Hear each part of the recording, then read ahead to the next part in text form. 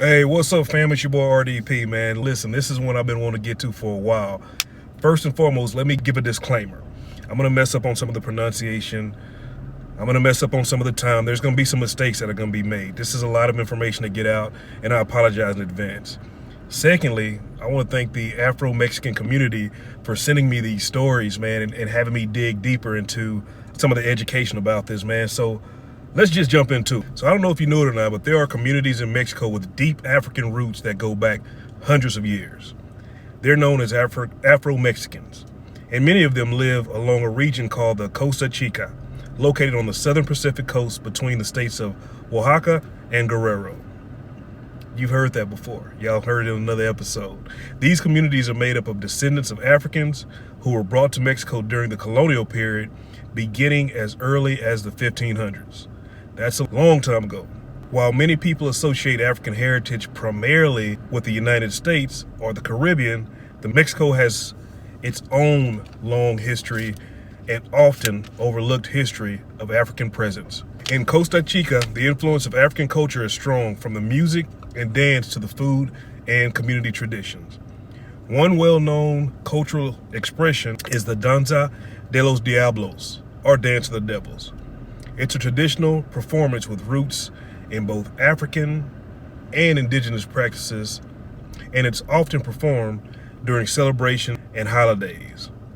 And with it is carried deep historical meaning. Afro-Mexican food is also unique, blending African, indigenous, and Spanish flavors. You'll find coastal dishes with plantains, seafood, and rich spices that reflect centuries of cultural fusion. Despite their long history in Mexico, Afro-Mexicans have often been left out of the national conversation and identity. For many years, they weren't even recognized officially by the government.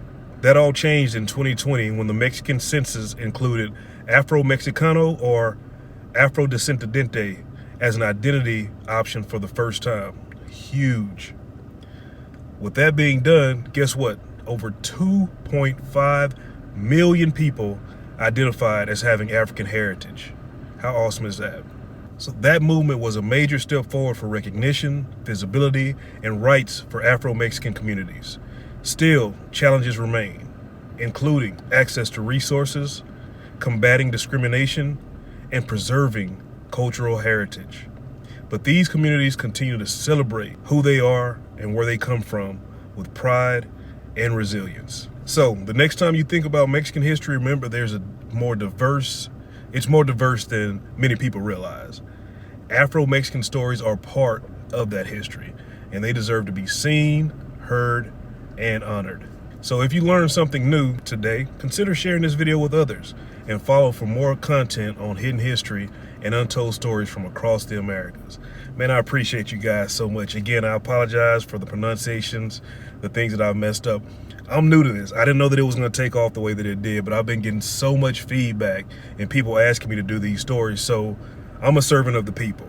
I'm not perfect at it. I never will be perfect, but I promise to try my best, man. Y'all keep those stories coming. You can do me a huge favor by sharing this, liking this, and commenting on it. You can even message me if you want me to do a story on something or there's some information I left out. Maybe I'll get it right next time, and maybe I won't. But I think it's really important that we get these stories out nonetheless. I love y'all. Thank y'all for supporting your boy, and I'll talk to you soon.